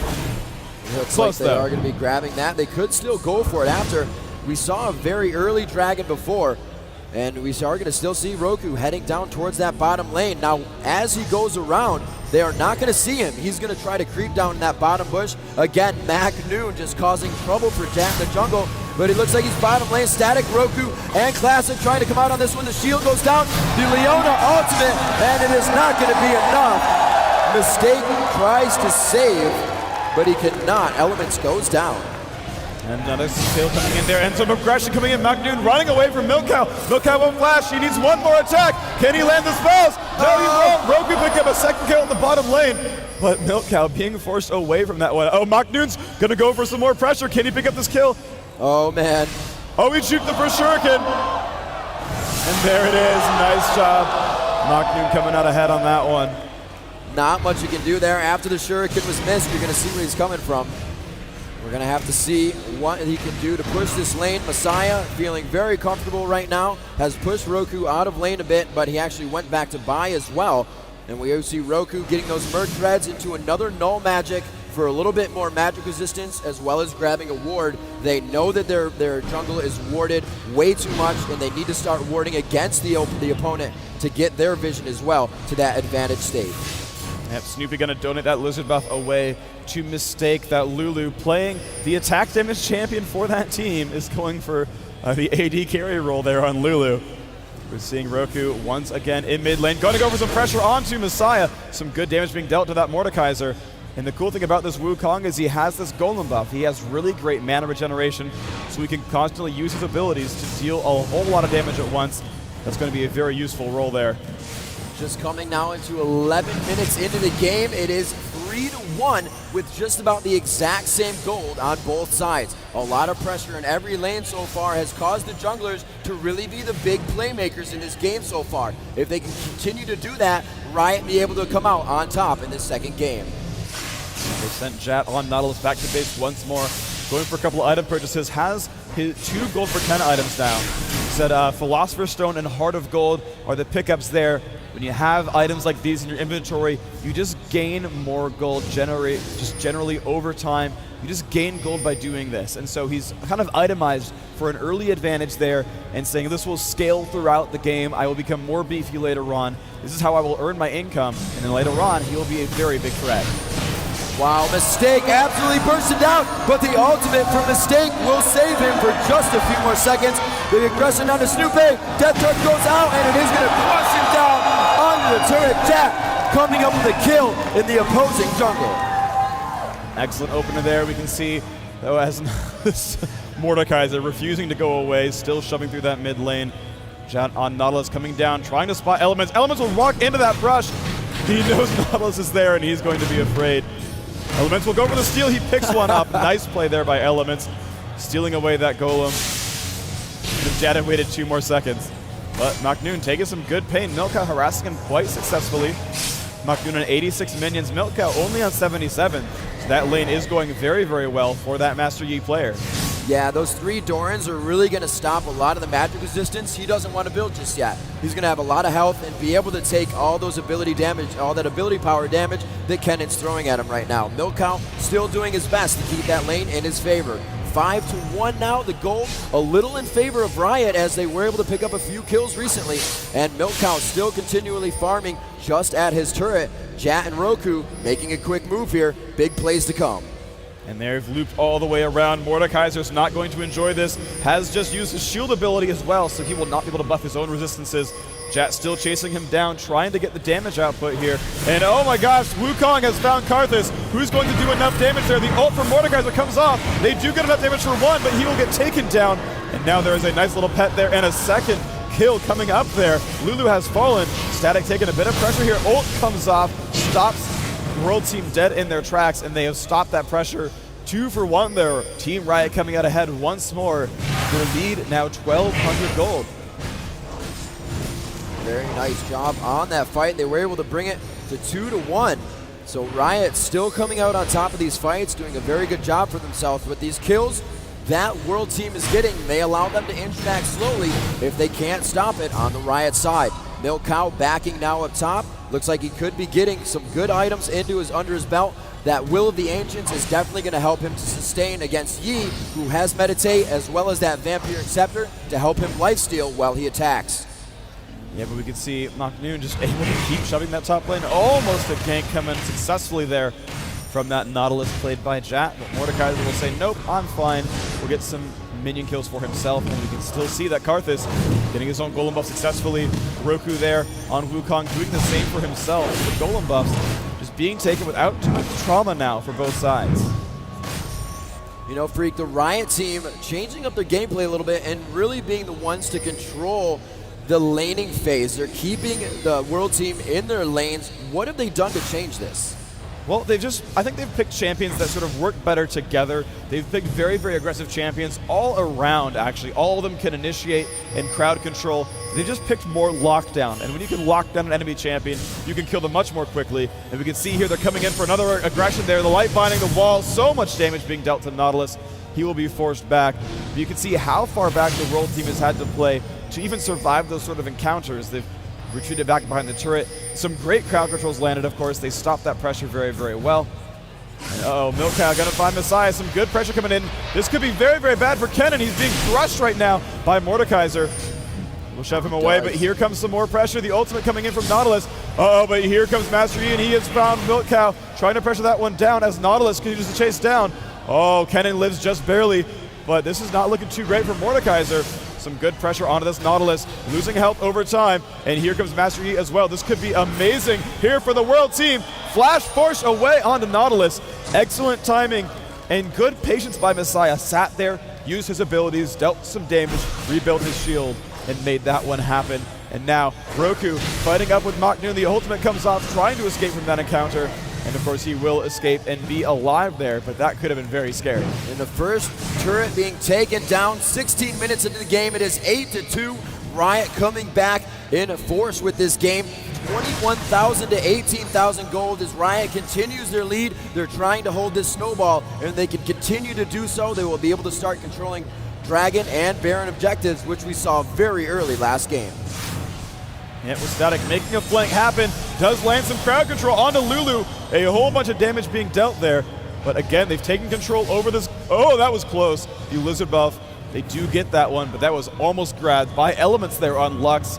That Lucent Singularity came out, almost exploded it in time to take that one, but they will be safe this time.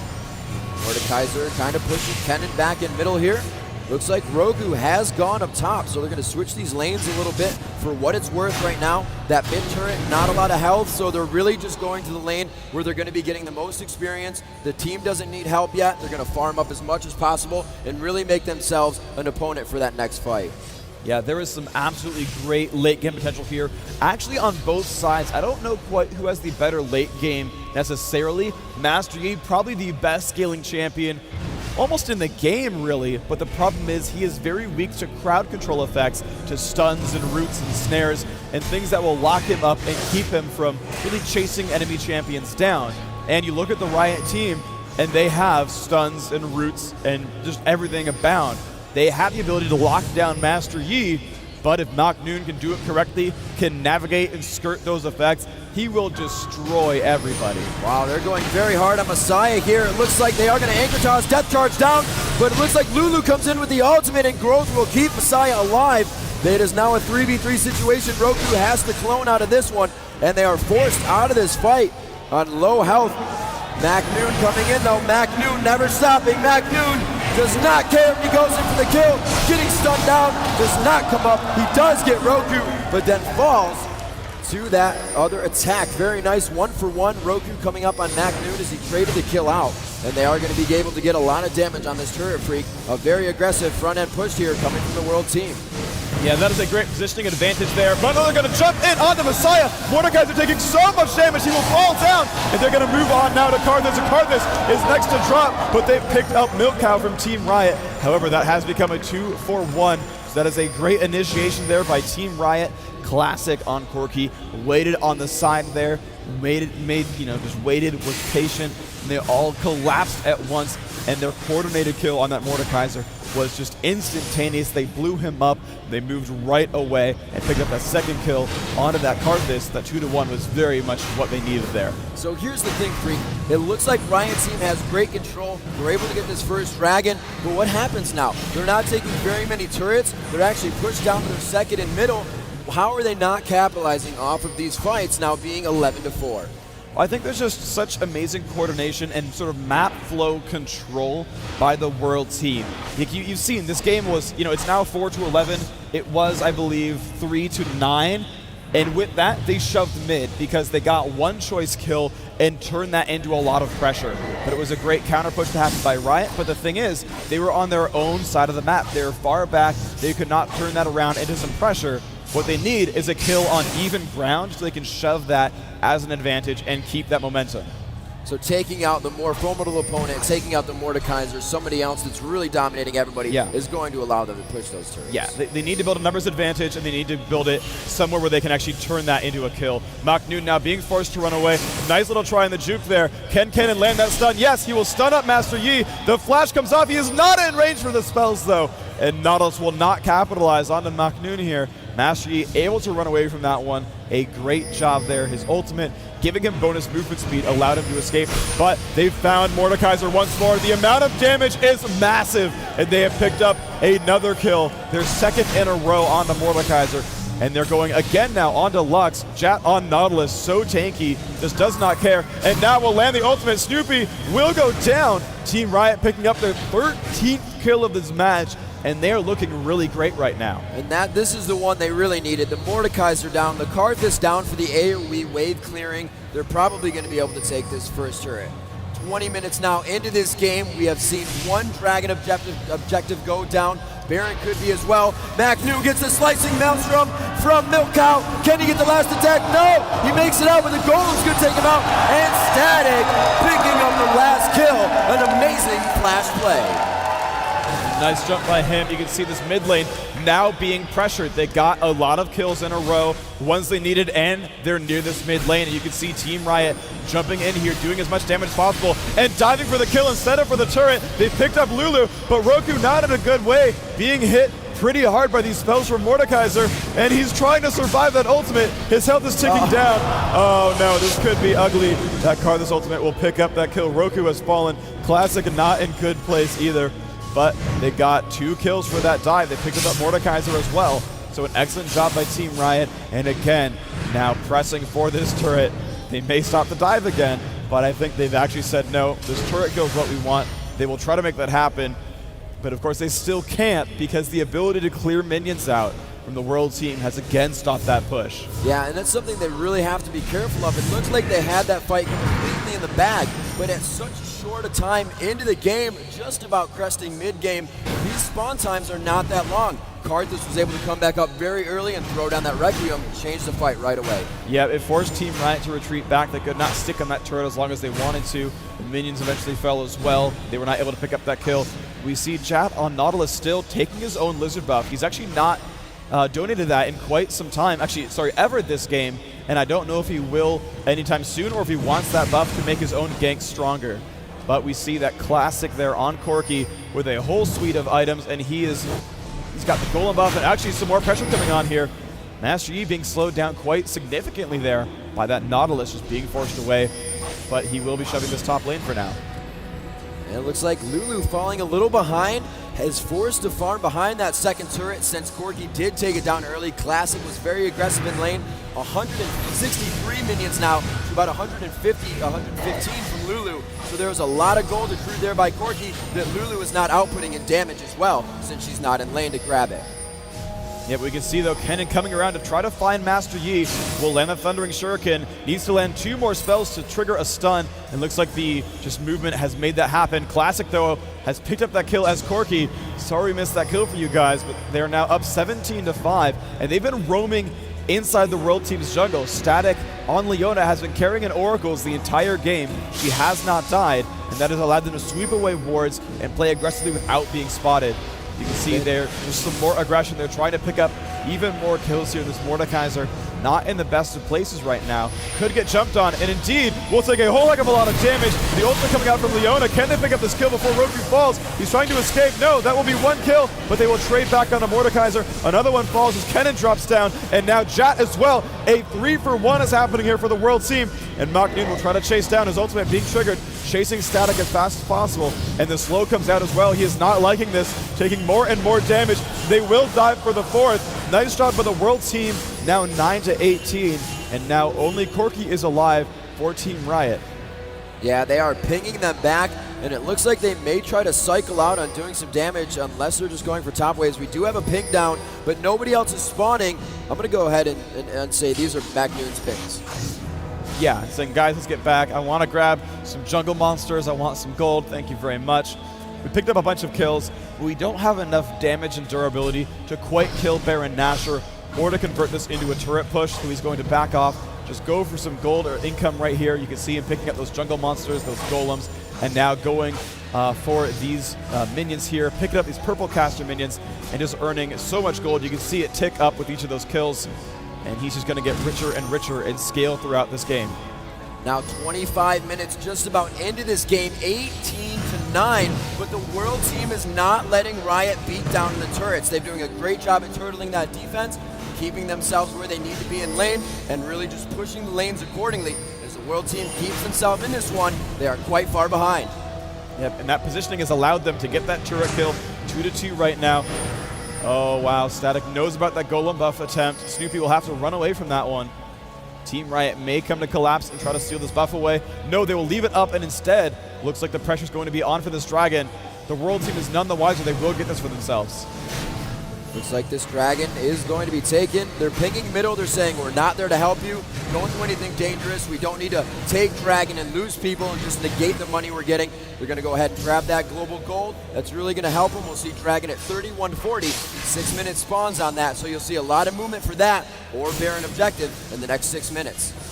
Yeah, it's absolutely the time of game where teams will try to kill Baron Nashor. That spawns in the top left corner of the map, and when that thing dies, your entire team gains a whole bunch of gold, a bunch of experience, and you all get a buff that gives you bonus regeneration and a whole heck of a lot more damage. When you kill that thing, you are a force to be reckoned with. Forget all the old gold, forget all the old kills. If you kill Baron, you're in some great shape. Looks like they are formulating a bit middle here, Corki.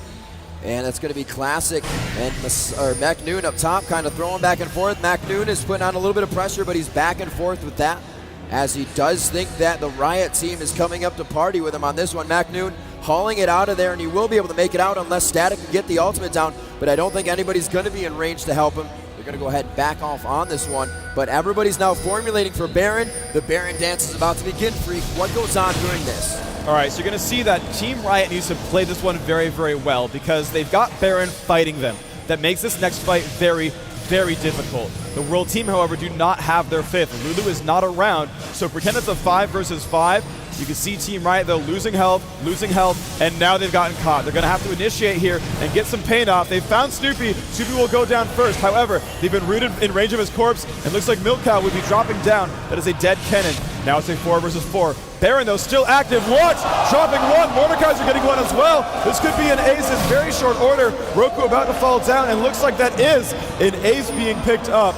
Team Riot not in a good place there. The World Team picking up 5 in a row, only having lost 1, and now they are the ones to pick up Baron Nashor with no competition to stop them. It will be theirs. Now, Freak, what is the importance of picking up this objective? Yeah, they're going to be able to take that, and the game's not over, but what does this give them as an advantage in the movement of the game, coming in now almost 30 minutes in? It's a lot of momentum. Of course, it was just preceded by a 5-kill streak, so they've actually equalized the gold. Riot was winning the entire game. Now we're back to even, but even isn't quite even right now because, as I said, this buff is massive. It's damage and regeneration all across the board, although I don't think Snoopy actually got it. He was still dead when that died, but still, 4 out of the 5, very, very deadly champions. So normally they'd be on equal footing, but they're super powered right now. So this is uneven footing. The world team are in great shape, and you can see them just running across the map, trying to take away these objectives and control the entire map. Finding MacNoon in the jungle. Classic was legendary on last fight, so he is quickly built for this fight. Huge burst coming down, and they're able to take out MacNoon, the huge fighter that really turned the Baron fight around just now, and that is big. Being able to take down the team one by one and get that Baron buff off the map. Yep, and that's actually a very big deal. They've dropped down MacNoon, and even against Baron buff, a 5 versus 4 is great. They've got 30 seconds. On the left-hand side, you can see that number ticking down. That is the time until Master Yi respawns. Until that point, it's a power play for Team Riot. They've picked up 1 turret. They've still got some minions here, although they will get dropped by Lux. They will have to back off for a short time, and this is time that the world team wants. They're actually going to run across the map. They might go for something else. They've pinged now the Elder Lizard camp. They're going to grab this red buff. Again, it's a slow and a damage over time that will be given to Corki here, played by Classic. He will clean that up. That'll be some nice gold for him. And the Dragon, you said, is respawning pretty soon as well, so that might be the next big point of contention. Dragon will be up quite quickly, and with Baron being off the map, the objectives kind of switch. People can go bottom lane without being with being cautious, as the other lanes can be pushed, but they don't have to worry about as much as teleporting top or having to leave the lane to help their team. You get your farm on, get a little bit of gold in, some more items are going to help you as well as your team, and really get back into the game. As Freak said, that Baron really hurt last fight and could have brought the world team back up to even. We'll have to see, as both teams have been taking down turrets. Riot was just able to come up with a second turret in middle, so this game is still anybody's match. And it's absolutely, you can see the pressure though with this bottom lane. Very great from the world team. Lulu putting on shields for herself makes her very hard to catch, but it looks like they're going to go in for some pressure here. They think they have an advantage. They're trying to catch up. Oh, an amazing slow being landed. And Lux also with Lucid's Singularity going to make one happen, but they're going to jump in onto Elements. The ultimate goes off. Elements trying to run away. Snoopy coming by as well. Jat will flash over. They will catch for this one. The stun goes out. They pick up 1 kill. A 5 versus 4 is happening right now, but Static must flash away, and the teleport comes off, and that might be 2 kills picked up. Trevor falls down. That is a kill onto Corki. Jat not in good shape either. Drops down. A double kill. And now 2 more kills might be happening here. Master Yi chopping them up. A 4-kill streak has been grabbed. They only lost that Karthus. The ability to turn around here from the world team is absolutely phenomenal. Yeah, they really orchestrated that very well. Baron buff still on 3 of the members here as they move in, and having Corki under Mordekaiser's wing is pretty painful. I like the wing Corki joke, by the way. Might not have been on purpose, but I can appreciate the pun regardless. They're moving in towards the inhibitor, and the world team with such a fast turnaround are now convincingly in the driver's seat of this game. That inhibitor has fallen. That bottom lane will be a constant source of pressure against Team Riot. Now it's timed pretty well. Baron will not respawn for at least 3 more minutes, so they've got a bit of a breather where they can sit, and Team Riot could farm that bottom lane. They can kind of just sit there and hold on, and they'll be okay. However, the world team knows that that bottom lane is going to be a big source of energy and just conscious effort here from Team Riot, so they can take the rest of the map themselves. They can push these top turrets, they can push mid some more if they want. They've got reign over this map. Yeah, it's 5, almost 4,000 gold lead now to the world team, which has always been in favor up until this 32nd minute of the game, as these last few Barons and team fights has put world in the driver's seat, as you said, Freak. They are continuously going strong. MacNoon running around, doesn't have vision of the rest of the team, but he's trying to get away from these 4 right now, and it looks like he's going to go straight through the base, dodging through. The inhibitor bottom is down with the turret, so he's going to be able to make his way there, and most likely go help his team with Dragon after farming this bottom lane. Yep, he's made it out successfully. That ultimate Highlander makes him immune to slows and makes him run so incredibly fast. He escaped that team, and here is the world team getting their Dragon, as you said. Just a very, very easy one. And he escapes there, that pressure from Team Riot. He's going to recall back from this brush here, and he's just having a great game. Master Yi, very hard to navigate in these fights, but he is 7-3 right now. He has navigated those stuns, all of that crowd control, and he's been fine. And Master Yi becoming even scarier. MacNoon buying a third Phantom Dancer, just putting that in his inventory. 7-3, almost 300 CS in the game, is absolutely melting people in fights, and you can see the speed he moves at, combined with the speed of his ultimate, makes him pretty much unstoppable at this point. Yeah, he's got a nice amount of attack damage. He gets a bunch of it from his E ability, that's called Wuju's style. Gets 35 damage passively, can activate it to double that to 70. You add that to his Wriggle's Lantern and the Doran's Blade, to his runes, and then you just stack Phantom Dancers that give you the chance to critically strike. A critical strike makes you deal double damage. You can see those red numbers on screen, 400 damage to each one. That's what those means, and it's, again, history repeating itself, but can they do enough damage? He's unable to be slowed. The stuns are not going to stack up here. He is still running away, and he has made it out. The dance comes in. Roku not in range, cannot get that knockup. Again, the dance coming out from MacNoon, and he has made it out there. You know, and MacNoon is doing very big things there. Not only is he getting away, but he's causing the Riot team to use some of their ultimates. Those cooldowns don't come up for another minute or so the World team is more than happy to engage in a fight now. Yeah, this is actually a really, really good time for the World team to pressure. Baron will not be up yet, but they can still take the gold advantage they have and make it some kills. You can see right there MacNoon just taking. They just die so fast. He's just killing everything on the map. He's crushing through. His basic attack speed now is phenomenally quick. You can see him swinging there more than twice per second. And he just is so mobile. He's just making it an incredible headache for Team Riot. And that bottom lane still has the inhibitor down. So they still have to worry about that bottom lane, worry about MacNoon at the top. And then they have the rest of those 4 champions from the World team who's wreaking havoc everywhere else. And wreaking havoc they are going now for this Baron. And if they leave MacNoon alone, they're going to lose their base. It looks like Elements does have that Oracle, so he's going to be able to clear it out. Will they go back in? A very nice snare from the other side of the Baron den. And it looks like they're going to get MacNoon inside here. Will they have 3 and enough to take him? That is not going to pop him up. Slicing Maelstrom over. Yes, it does. They take down MacNoon. Do they have enough to win the fight? Snoopy is absolutely defiling everyone right now as the outside World team is trying to poke in from that left wing of the fight here. They're finding him around side red. Milk Cow trying to E out of this one. Takes Mordekaiser's ultimate. It looks like that could go down in this fight. Monkey King ultimate going out from Roku as they are forcing World team to disperse. A very nice job by Mistake. Classic was left alone to defend. Roku coming up with a kill, but can he take on the 2v1 situation? Milk Cow coming around to help. So much burst from Mistake.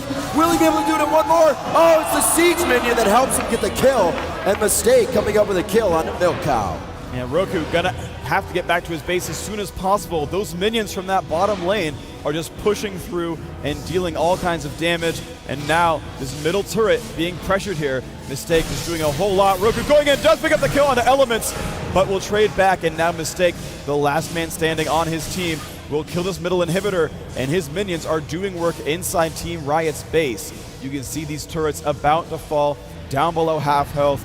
2 inhibitors now gone. Actually, no, the bottom inhibitor had respawned, and MacNoon teleporting back to top lane, going for another turret kill, and they might collapse onto this Nexus before too long. This is going to be tough here. They are super minions in the base. Minions are only spawning from the Nexus every 30 seconds. So if it's not in the between, if it's not one of those 30 seconds, you're the one that has to clear the minions, and you're not using your abilities on the opposing team. So it looks like the Riot team needs to get this base cleared, prepare themselves for a fight. The death charge goes out, but it's going to be so far out. Can they catch him? MacNoon getting popped up. Oh, ticked around with the anchor on him. Will they be able to take him down? And they finally do as the wall of pain goes out. They will not be able to catch Snoopy, most likely. It is going to be a hit from Milk Cow, but I do not believe he is carrying a Rylas. No, he is not. Nice grab coming out of the hands of Jat, and they do find another kill. Freak, this is helping them little by little. If they can continue to do this, they might be able to pull it back into their favor for a good push down mid lane. Yeah, though there will be a kill picked up there, back on the support to Leona, but they're going to jump in now, doing some great damage to Mistake here. Lulu taking a bunch of pain, and actually so is Mordecai, so they can take easier of these kills for themselves. Roku jumping in, going for the pain. They will, oh my gosh, he's taking them with Spell Vamp. Finally makes it out of that one. Nautilus still trying to lock that one up. Elements land some crowd control, but not enough in time. And Team Riot are actually taking turns sending one of their champions back to their base to farm these ceaseless minion waves. But this is, I think, the best chance that Riot has right now. Baron Nashor will not be respawning for a very, very long time. It's a 7-minute respawn timer, and very soon after that died, they did go for those inhibitor kills. Now, inhibitors, they take 5 minutes to respawn, and over those 5 minutes, minions will continue to pour into Team Riot's base. But those minions are a source of gold and experience, and so they will constantly empower themselves and get beefier and beefier as time goes on, and there's no gigantic major objectives that the world team even needs. And so if they wait out those 5 minutes, they're giving themselves a disadvantage. What they want to do is what Macnoon's doing here, is push, push, push, push, push, and look at him baiting everyone around, trying to make it happen for him, trying to run away, but no, will get picked up. He wanted to get a turret kill for himself, he wanted to bait the team and burn their cooldowns, but he couldn't quite do it. Yeah, Macnoon trying to taunt it out as well as put his famous dance in there, but he wasn't able to get it off. Quickly taken down to that depth charge, and Corki able to get in there as well. Classic doing so much damage right now, and it's interesting to see Classic not going for that early Infinity Edge. He does have the Triforce Burst, but Lulu just able to come up with so much damage now from her build. Corki kind of falling off unless he can get the Gatling to shred the armor. Yeah, they really want to fight a dedicated 5-on-5 sort of slugfest. That is still the type of fight that Team Riot wants. They are area of effect focused. They can hit everyone at once. Now, they've done well in these smaller skirmishes because they have lockdown. The problem is it takes some very large cooldowns to do so, ones that are better used in these 5-on-5 engagements. Now, this might be what they see in the very near future. The world team knows they're on a bit of a clock here, and so they do want to come in for the pressure, and that is what they're going to go for. There is no inhibitor to stop them. They will have ceaseless waves of minions come in to make this happen. Mistake doing a great job of harassing, and here comes what could be a very, very deciding fight. Here we go. They could be for a final push here. The world team is just sitting on the outer edges of the Riot team's base, trying to make it in here to get some burst damage down. Good poke from Classic. They can afford to use those mana spells right now, knowing that they have that ability to go back to Fountain. Macnoon making his way in for possibly one final push with his team. They gather together towards the top side of the base. Who will be the first to initiate? Macnoon sees the snare, but he does not want to go in on that just yet. They're waiting for the minions to do more damage to the turret, waiting to expose that Nexus before raining down on the Riot team. But does the Riot team have something under their belt here? Are they waiting for a trick up their sleeve? Static can initiate from a very long range. Nautilus from a very long range. Will they be able to pick off one of these? And they're going in now. Mordekaiser's having to flash away. Roku knocking up everybody. Snoopy might fall down to this cannon, and that will be one kill picked up. And now it's Mistake taking a lot of pain. Can they pick up more? Luxlope goes off. There's 2 kills. Corki has fallen though. Master Yi with a double kill in the back lines. Now can they pick up enough kills? Oh, he's been stunned out, but he's going to jump in, and he picks up a 3rd. And Messiah has picked up the kill as Mordekaiser, and he has not fallen. They have aced Team Riot, and they will now move on and pick up the Nexus with a 2-0 victory, the World Team.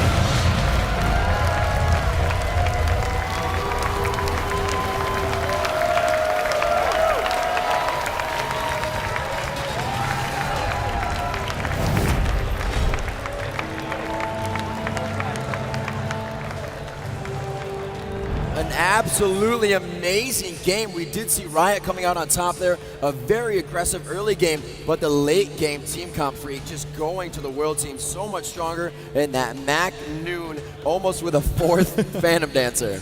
Yeah, that was phenomenal, and it was that one game-changing fight, that Baron attempt, and I want to say it was the right call. That Lulu Mistake, he was at the bottom lane. He was all the way across the map.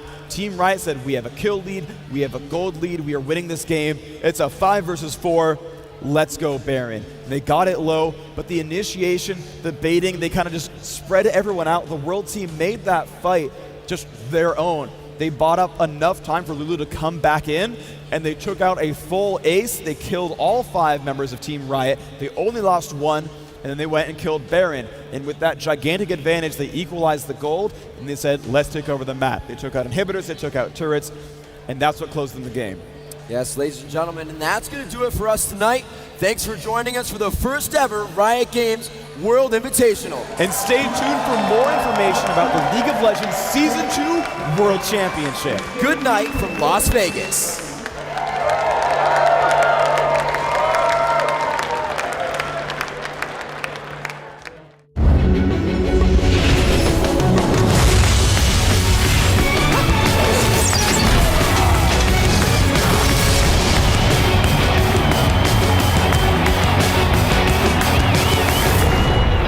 It's the biggest League of Legends event yet. The best players from around the globe are competing for the biggest prize pool in the history of esports. Announcing the Season 2 World Championship. Riot and the entire League of Legends community have been watching Season 2 unfold, and the competition has been fierce. Early leaders like SK Gaming, CLG, TSM, and Dignitas quickly emerged, but upstarts such as MIG, World Elite, and Moscow 5 have exploded onto the scene. I wanted to make a statement to players around the world when we committed to a multi-million-dollar prize pool. League of Legends will be an esports leader for years to come. So far, we've awarded over $1 million in prize money to teams around the globe. And one of those teams is going to walk away with the grand prize. We can't wait to see how many summoners watch the rest of this season's events. Just halfway through the season, more people are watching League of Legends than tune in to watch Major League Baseball games on ESPN. Regional finals will come to you live from around the world. We kick off in mainland China at ChinaJoy in July, followed by Europe at Gamescom in August, North America at PAX Prime in September, Southeast Asia, Singapore and Taiwan, and wrapping up in Korea at the OnGameNet Esports Stadium. After the regional winners have been declared, the top 12 teams will then put it all on the line during the Season 2 World Championship in Los Angeles, California. We want to show our players and the world that Riot Games is committed to elevating esports. And that's why we are raising the bar to where it belongs. This is not going to be your typical esport event. And it's all in support of the insane competition between the two best teams on the planet. The Season 2 World Championship. Tickets go on sale this summer.